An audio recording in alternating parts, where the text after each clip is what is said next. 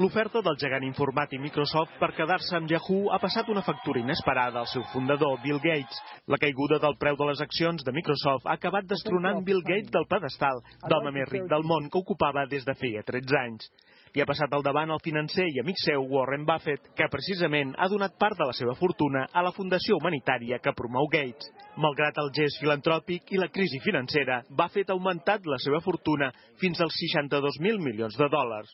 També ha sobrepassat Gates un altre multimilionari, el magnat mexicà de la telefonia mòbil, Carlos Slim, mentre que Bill Gates ha caigut a la tercera posició.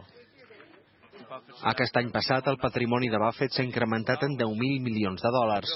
La fortuna de Gates ha augmentat en 2.000 milions, però això no ha estat suficient per mantenir-se en el número 1. El primer espanyol que apareix al rànquing continua sent el propietari de Zara, però baixa de la 8a posició fins a la 22a. I aquest seria, segons Forbes, el català més ric, Isaac Àndic, el propietari de Mango, això sí, a molta distància de la resta.